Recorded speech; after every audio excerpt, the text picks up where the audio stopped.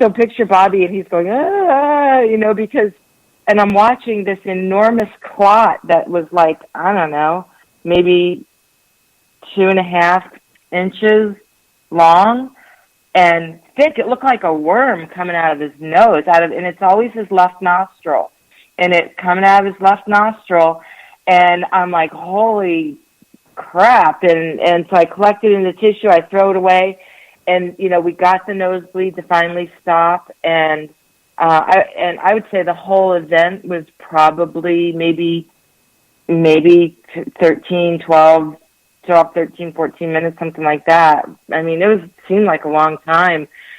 But anyway, so then I was like, oh my gosh, I should probably take a picture of this. And so I did. I fished out that blood clot because it was, still pretty big, although it had bled, through the tissue quite a bit. But I took a picture of it, and, Ray's got it, and he put it in the book because, since after that, Bobby didn't have any more bloody noses. And something that happened in between the first mouse person experience and that bloody nose event was another mouse person event, mice people event that happened, and I didn't even realize it until I was showing someone the pictures of his bloody face a few years later. But that second mice people experience happened a year to the day after the first one, because the photograph, the exit information was a year to the day, and I was like, oh my gosh, that's pretty strange. So he had that second bloody nose, but it was a year to the day after the first, and then that expel of that big blood clot was like a couple years later. Now, did the blood clot look like it had a membrane to it at all, or anything, or metallic, or anything like that, or does? Well, I did. I mean, I wasn't like thinking to really investigate it like that. I mean, I took a picture of it, but I didn't inspect it, to be honest with you. I don't even know why I took a picture. I just thought, hey, that's really strange, this big clot. I'm going to take a picture. I don't even know if I thought it had anything to do with anything. It was just so strange, and I didn't really put things together. So I did not inspect it one bit. And Ray's like, well, you should have saved it in saline, and I just wasn't thinking to do that. I had a couple of doctors. They were ENTs. Look at the photographs, and what they told me is that it was definitely indicative of trauma to the nasal area. So, although it may not be related to any implant, it is indicative that something was going on there that was traumatic in nature that caused that that clot to be formed. And that was a professional medical opinion based on my discussions with 2 ENTs. So as a minimum, it showed that there was some intrusion going on in his body.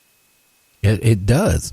Now, has he had any other, is it still ongoing with him now? Well, yeah, and I will tell you that it started at least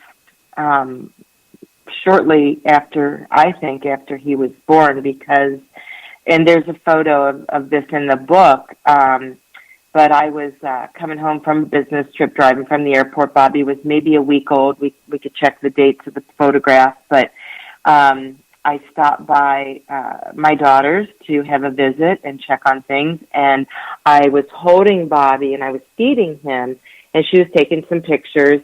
And, a few days later, a week later, whatever, we were at, I think Walgreens or something, and that's where you stick the memory card in and you pull up the pictures you want to print. And we're going through the pictures, and 2 of the pictures of me holding Bobby, I was like, wait a minute, what is that? And this was in 2009, remember? And I didn't know I was going to write a book with Ray or do anything.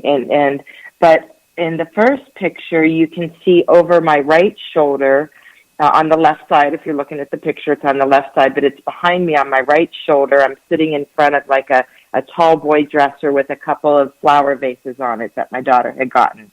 And in the first picture where I'm holding Bobby, and they were taken one right after another. I'm holding him, feeding him, and over the right shoulder is this dark, like mist, like a black mist. And you can kind of see through it, but you can definitely see it. It's pronounced. And in the very next picture, it's directly over my head, and it's completely black. Okay? And this is, probably the first week in June of 2009. And so I asked a friend who is knows a real kind of gifted intuitive and I've seen her too over the years, but he was having a meeting with her. I said, hey, will you take these pictures and ask what she thinks of these? What is that? And he came back to me a few days later and said, well, she said that they would not allow her to talk about it, basically. That's what, and that was it. She didn't give any other explanation. Her guide said, mm-mm. And so it was a few years after that, a couple of years ago, I was with her and I asked her again and took the photo. I said, are you able to tell me yet?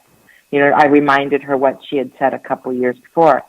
And she said, yeah, they're telling me. I can tell you that there are forces trying to stop Bobby from doing what he's supposed to do, and that you are protecting him from that now, but that eventually he will be able to protect himself from those forces.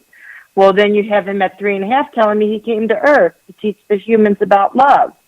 I mean, it's just all kind of makes sense when you put it all together. At least for me, it does.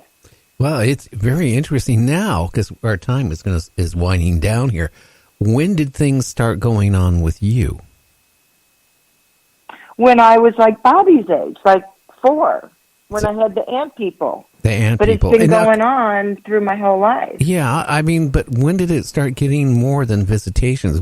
What type of stuff has been happening during your whatever is going on, encounters?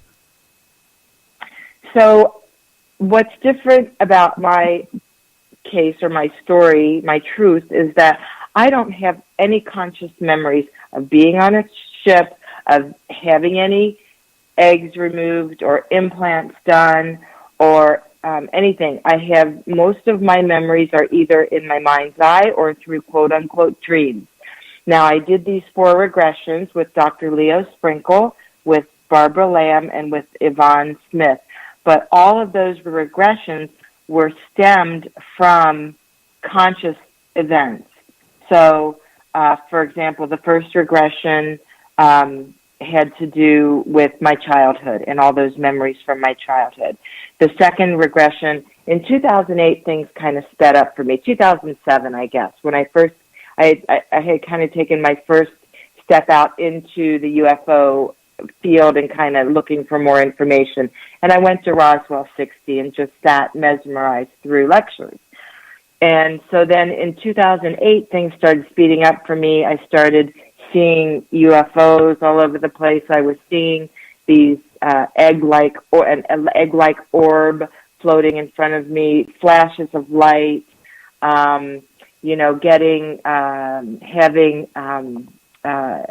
things on my body that I need to investigate, but I don't have any conscious memories of anything. So, I had regressions in 2008, 2009, 2015, and 2018, I think. And so it's helping me piece together things.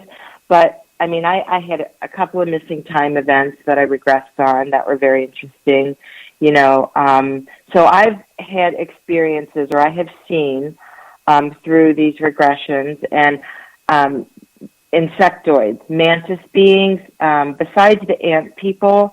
And the ant people kind of morphed, I think, into these like little gray beings. In the regressions, I think that those were the ant people, but they were bigger, a little bit bigger, But mostly it was the mantis who was doing the procedures. And then that was my first regression, when I make these descriptions of them either putting something in me or taking something out of me. And then the second regression, I was working with light beings, amazing beautiful light beings. Well, actually, there were some ETs in there as well, mantis again. And then the third one was these incredible iridescent mantis that were wearing like Jesuit robes, sitting, three of them on like a bench. And I go through this, but it all stemmed from a conscious event that led up to me getting this regression to kind of find out what it had to do with. And then in the fourth regression, we investigated 2 missing time events that I had in, it was either 90 or 91.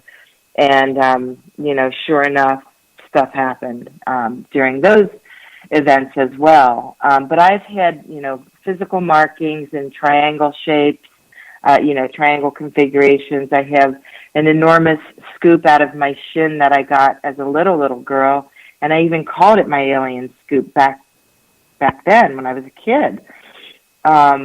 So you see, some people say, I believe. I have always said, I don't have to believe, I know, because I feel like I know intuitively or in my heart and soul, and I think I've found out why they chose me, and Ray actually discovered it.